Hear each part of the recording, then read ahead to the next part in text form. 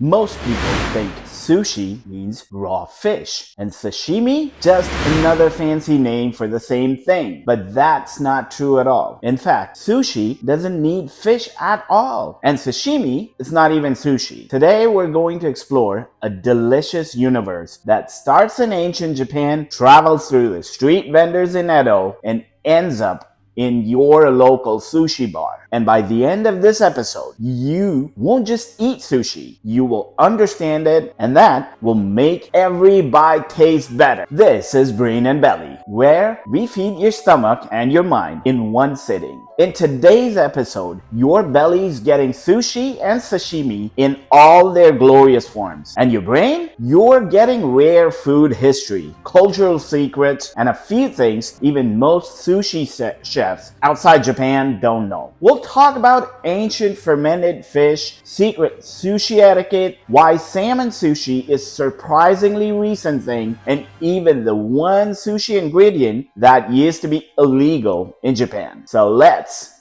dive in. Sushi is ancient, and I don't mean a few hundred years old. We have to go back over 1,000 years to find its ancestor. Narezushi. Picture this: a fisherman in Southeastern Asia catches a carp, cleans it, salts it, and then buries it in cooked rice. The rice ferments, the fish is preserved, and months later, dinner is served. The rice? Thrown away. It was just a fermentation tool. This method spread to Japan around the 8th century and became a staple for preserving freshwater fish, especially in inland regions. One famous version, funazushi from Shiga Prefecture, is still made today. It smells like blue cheese, and it is an acquired taste even for locals. I'm not a big fan of blue cheese, but here's something most people don't know. Vinegar was originally introduced to speed up this fermentation process. The faster you could mimic that sour flavor, the faster you could sell the fish. By the Edo-period in 1800s, Tokyo street vendors revolutionized sushi. They started making Edo-made sushi. Fresh fish from Tokyo, sliced and placed on vinegared ice. The sourness of vinegar paid homage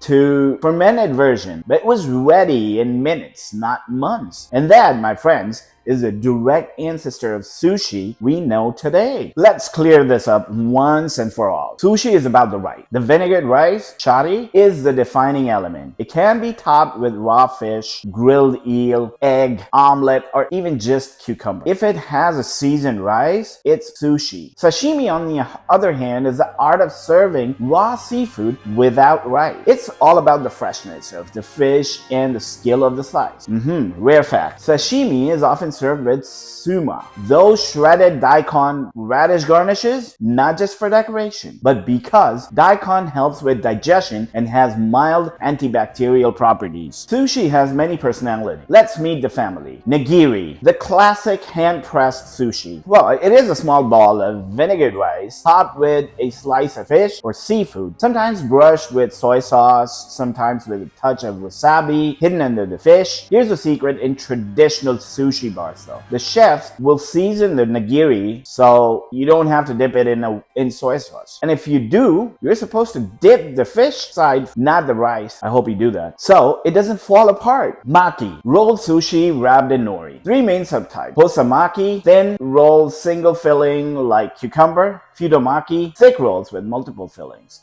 often eaten during special events in Uramaki. Inside-out rolls are Western invention. Rare fact: futomaki, or the futomaki rolls in Japan, are sometimes eaten uncooked during Satsubun, a festival marking the start of spring. For good luck. Temaki, hand rolls shaped like cones, informal fun, eaten with your hands. In Japan, temaki parties are common. Everyone assembles their own rolls at the table. Gunkan, battleship sushi, rice wrapped in a tall band of nori, topped with loose ingredients like salmon or sea urchin, which is also called kura or uni. The design was invented in 1941, allowing chefs to serve the toppings that they wouldn't stay on regular nigiri. Chirashi, a bowl of sushi rice topped with a variety of sashimi and garnishes. In Japan, there's a special version called Demoku, chirashi eaten on Girls' Day. It's a colorful and symbolic event. Oshi-zushi, pressed fresh sushi from Osaka. Rice and toppings are layered in wooden molds, pressed and cut into rectangles. This style was once the dominant sushi form before nigiri took over in Tokyo. Narezushi, seasoned tofu pouches filled with sushi rice, sweet, savory, and completely fish-free. Named after the Shinto god Inari, who's associated with foxes, and foxes is said to love fried tofu. Sashimi showcases knife mastery. The fish must be fresh enough to be eaten raw, and each type has its own cutting technique to enhance flavor and texture. Tuna, maguro, from lean akami to melt in your mouth otoro. Salmon or sake. Surprisingly, raw salmon was introduced to Japan from Norway in 1980. Before that, Japanese people avoided eating raw salmon due to parasite risk.